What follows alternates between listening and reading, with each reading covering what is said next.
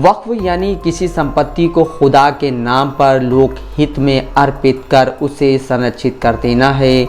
इस्लाम में सबसे पहला वक्फ तीसरे खलीफा हज़रत उस्मान इब्न अफ़्फ़ान ने स्थापित किया था। वाक़या यूँ है कि जब मुसलमान हिजरत करके मदीना आए, वहाँ पानी का एक ही कुआं था जिसका मालिक एक यहूदी था जो पानी को विक्रीत करता था। चूँकि मुसलमान हिजरत करके मदीना आए थे और अपनी संपत्ति को छोड़ना पड़ा था, ऐसी हालत में उनके सामने पानी ख़रीद कर इस्तेमाल करना मुमकिन नहीं था। इसलिए हज़रत उस्मान ने पानी का वो कुआं ख़रीद कर उसे अल्लाह के नाम पर लोक हित में समर्पित कर दिया। कालांतर में वक्फ संपत्तियों की देखरेख भारत में स्थापित इस्लामी हुकूमत द्वारा की जाती रही थी।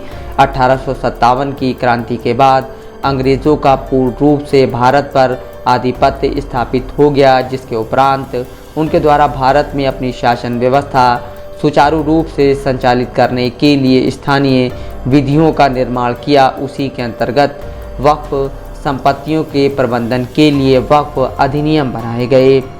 स्वतंत्रता प्राप्ति के बाद देश में नए सिरे से वक्फ संपत्तियों के प्रबंधन के लिए एक्ट बनाए गए और उसी के अनुरूप वक्फ बोर्ड स्थापित करते हुए वक्फ संपत्तियों के बेहतर संरक्षण और प्रबंधन की दिशा में कार्य किया गया। आंकड़ों के मुताबिक देश में रेल और रक्षा मंत्रालय के बाद सर्वाधिक संपत्ति वक्फ की है, लेकिन बेहतर प्रबंधन न होने की वजह से इनका उपयोग जनसामान्य के हितार्थ में नहीं हो पा रहा है। वक्फ करने का उद्देश्य ही प्राणी सेवा है और ख़ास तौर से वक्फ अलल खैर का उद्देश्य ही प्राणी सेवा है।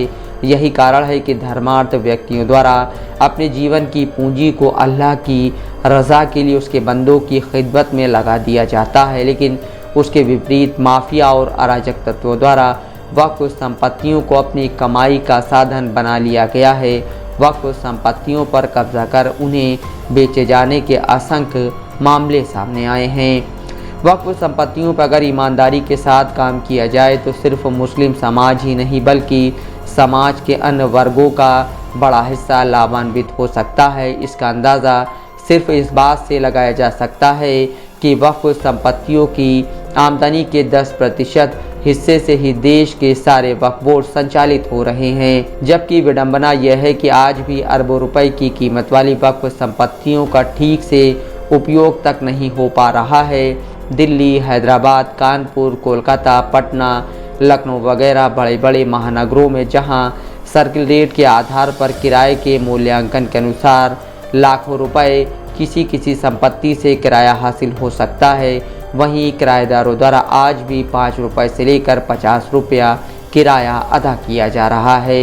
यदि इसी पर सुधार कर लिया जाए तो वक्फ संपत्तियों से आमदनी बढ़ सकती है और उसका उपयोग यदि सिर्फ शिक्षा और स्वास्थ्य पर ही कर लिया जाए तो निश्चित रूप से समाज का बहुत बड़ा तबका लाभान्वित होगा और सरकार के राजस्व में भी बढ़ोतरी होगी, तो उसका उपयोग सरकार द्वारा दूसरी जन कल्याणकारी योजनाओं में किया जा सकता है। ज़रूरत है कि इस विषय पर गंभीरता से काम किया जाए। सूफ़ी मोहम्मद कौसर हसन मजीदी, दस्तक लाइव न्यूज़।